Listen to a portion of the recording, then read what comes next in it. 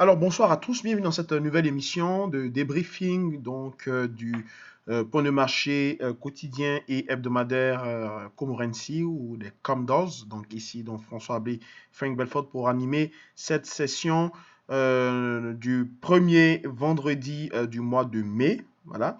Donc bonne fête du travail à tous ceux qui sont du Canada, hein, aussi de l'Amérique du Nord, je crois. Parce que ici, la fête du travail se célèbre en général en septembre. Donc, bon, voilà. Alors, aujourd'hui, sur les marchés financiers, les marchés sont fermés. Il est présentement 19h30 ici en Ontario. C'est une situation, on va dire, de récupération globale. On n'a pas eu vraiment de tendance de début de tendance cette semaine, comme vous l'avez constaté, avec malgré les différentes nouvelles économiques, les différentes interventions ou déclarations, simplement des constats. Au Canada, nous sommes, on peut dire officiellement, en récession, comme la plupart de certains pays émergents également, comme l'Argentine, le Mexique. Euh, je pense même que les États-Unis également ne sont pas très loin parce que euh, les, les deux trimestres consécutifs enfin le deuxième qui est là, le premier a été assez médiocre, hein, faut le dire, avec naturellement, on était en plein, c'était le début donc du Covid, hein. On a commencé clairement la période de confinement à partir de la mi-mars, donc ça, les choses se sont accélérées. On a eu quasiment près de 40 millions de chômeurs en six semaines aux États-Unis, ce qui est absolument fou, puisqu'on restait quasiment sur des niveaux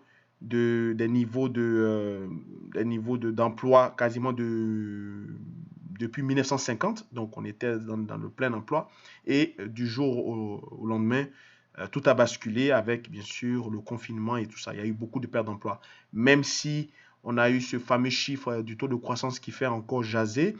Mais ce qu'il faudrait savoir, c'est que ce regain spectaculaire du taux de croissance qui est en majeure partie lié à l'emploi, c'est bien sûr à cause des différents secteurs qui se sont ajustés dans le télétravail et c'est bien sûr temporaire, d'accord? Mais on ne parle pas des réductions des heures, des salaires et des destructions totales d'emplois qui, avec ça, va prendre beaucoup de temps à se relever et avec bien sûr les menaces de représailles commerciales qui sont de retour, les taxes et les tarifs douaniers qui sont de retour que la Chine a bien sûr émise pardon, comme menace probable sur les États-Unis parce qu'elle estime que le président américain fait un mauvais lobby en racontant partout, à la limite même diffamatoire, en racontant partout que la Chine est en train d'œuvrer pour la non-réélection du président américain. Et donc, le département du commerce estime que ils se sentent trahis par cette déclaration parce qu'ils considèrent qu'ils avaient fait beaucoup de concessions aux États-Unis pour équilibrer les discussions ou les négociations qui avaient débuté avant l'ère du Covid, hein. Donc, pour l'instant, c'est cette nouvelle, on va dire générale, qui a fait donc bouger un peu les marchés pacifiques, marché Asie-Pacifique, donc dollar néo-zélandais contre le dollar américain. On a vu donc de fortes respirations à la baisse après une série donc de gains haussiers, hein. On voit que c'est relativement les mêmes graphiques, hein, donc ils se suivent pas mal parce que c'est le même territoire. Au niveau du pétrole, le pétrole, lui, il récupère progressivement, malgré donc les chiffres attendus, mais attendus de façon négative, les chiffres attendus les chiffres attendus du FMI, donc pour en ce qui concerne la révision du taux de croissance mondial, qui va sortir dans le mois je crois, la première estimation va sortir en mai. Et après, on aura la révision à la fin du mois de juin. Donc, le pétrole, lui, qui se reprend après son traumatisme récent. Les contrats futurs et les options du mois de septembre et du mois actuellement, du mois de septembre 2020 et du mois pardon, pas du mois de septembre, mais du mois d'août, pardon, ouais, du mois d'août et du mois de juin se transige pour l'instant un peu à la hausse comparativement aux contrats futurs sur l'or qui plutôt tendent à se stabiliser après avoir corrigé un petit peu dans la deuxième partie de la semaine. Donc on le voit bien ici. On était quitté donc de 17,05 jusqu'à 16.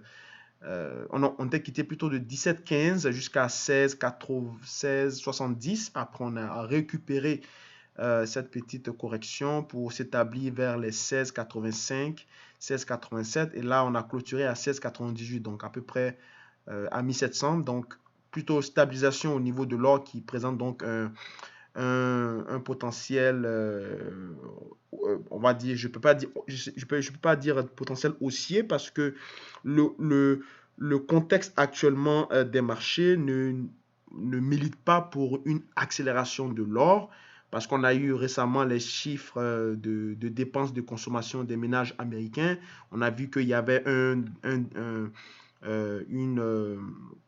un gros trou au niveau des dépenses de consommation qui alimentent l'inflation et généralement c'est l'inflation qui motive l'or à monter. Mais dans ces différents cas, avec bien sûr le recul des achats des contrats futurs institutionnels sur les échéances de, comme je viens d'évoquer, d'août et de juin, ainsi que également la diminution des volumes sur les options de l'or avec des prix d'exercice aux alentours des 25 dollars qui est passé de 25 à 20, pardon, je confonds avec le pétrole, qui est passé pardon, de 17,30 à 17,21, voilà, sur l'or. Donc on a eu un recul du volume en général qui était établi la semaine passée sur les contrats futures et les options à échéance de 3 mois qui me poussent à dire que l'or tend à se stabiliser plutôt que de monter. Je sais que le biais est favorablement euh, prédominé par une montée de l'or, mais avec les données que j'ai reçues ces derniers temps, en fait d'hier à aujourd'hui, j'ai du mal donc à promouvoir la hausse de l'or qui tend plutôt à se stabiliser qu'à autre chose. Même si à la fin de cette semaine, on repart avec un gain d'environ une légère perte pardon, d'environ moins 1,69%, comme vous le voyez ici à l'écran. Okay. Alors, au niveau du dollar, le dollar, lui également, se stabilise. Il a fait un creux, voilà, un creux intraday. Il est toujours soutenu parce que, comme vous le savez, cash is king, donc le dollar est toujours apprécié dans une période où les ménages américains et bon nombre d'investisseurs ne veulent pas dépenser mais préfèrent être liquides. Alors, il y a une recherche de la devise, une recherche de la monnaie qui permet donc de sécuriser donc, on va dire les revenus. Les revenus ne montent pas, donc, mais forcément les dépenses seront affectées. Ne pourront pas dépenser autant qu'on n'est pas, qu'on a il y a des destructions d'emplois. Alors, au niveau du dollar, à très court terme, on peut se stabiliser, voire légèrement corriger. Mais je vois bien un dollar toujours vers la zone des 100 points, voilà, 99-100 points, autant à ce niveau qu'il a été le plus souvent. Et ça permet donc de stabiliser les cours. Et à très court terme, ça met également la pression sur les indices, hein, avec bien sûr les programmes de représailles et de taxation sur les tarifs douaniers. Et ça, ce n'est pas fait justement pour aider à une baisse du dollar américain parce que généralement, lorsque la Chine veut taxer les Américains, elle va déprécier sa monnaie. D'accord? Et dans le même temps, pour faire un léger parallèle, la Chine est également fortement consommatrice de l'or avec l'Inde. Et quand on regarde les derniers chiffres actuellement au niveau de l'Inde et de la Chine, on observe également un recul au niveau des dépenses de consommation. Donc, tout ça m'incite à dire que l'or est bien sûr l'or a un potentiel, non seulement un potentiel d'achat limité, d'accord? Même si je n'exclus pas qu'on peut avoir des surprises, mais j'estime qu'il a un potentiel d'achat limité. Le seuil des... On va beaucoup osciller entre le seuil des 1700 et 1740. Donc, à très court terme, on peut avoir une accélération sur ce niveau, mais ça sera pas mal le terminus 1740, 1720. On va beaucoup avoir beaucoup de travail dans cette zone. Et après, si on passe au-dessus de 1740, oui, on peut aller viser le seuil des 1780, voire les 1800. D'accord? Mais déjà, on peut prendre rapidement 40 points. Cela va dépendre bien sûr d'un catalyseur clé la semaine prochaine. On le verra dans l'émission du lundi. Les attentes qu'on aura pour le calendrier de cette semaine pour décider pour voir quelles seraient les perspectives au niveau de l'or. Alors, au niveau du dollar, cash is still king. Donc, on a toujours un gros soutien du dollar à très court terme. Le défi de la Fed étant de maintenir le dollar aux alentours des 100, en dessous des 105. Si on passe au-dessus des 105, il y a toujours le spectre déflationniste qui plane. Donc, pour le moment, le dollar est stable. Le pétrole, lui, qui, certes, le contrat courant, d'accord, comme on le voit à l'écran, le contrat de mai, lui, ce qu'on appelle le cash, il se trade à la hausse. Par contre, le contrat d'août et de juin se trade à la baisse, d'accord? Donc, les anticipations déjà sur le pétrole qui font reculer la cotation des différents contrats ont impacté bien sûr l'évolution de l'USD-CAD parce qu'il est toujours anticipé. Et on voit bien que l'USD-CAD a réalisé un plus haut cette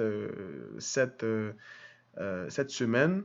Il finit légèrement en break-even, on va dire moins 0,07%. Bon, c'est quasiment nul, hein, mais on voit qu'il était fortement, il a eu une forte grosse respiration, donc il a été fortement payé les creux pour repartir sur les précédents sommets.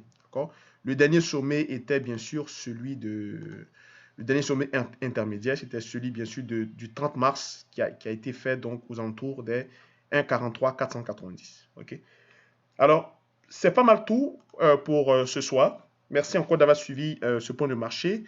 Passez un bon week-end et puis on se retrouve le lundi matin pour établir de nouvelles stratégies sur l'USD-CAD qui, a priori, est dans les dispositions haussières pour ce début de mois. On va regarder bien sûr les clôtures mensuelles le lundi matin à l'ouverture pour bien s'apprêter à profiter des mouvements à venir. Portez-vous bien et passez une bonne soirée. Au revoir.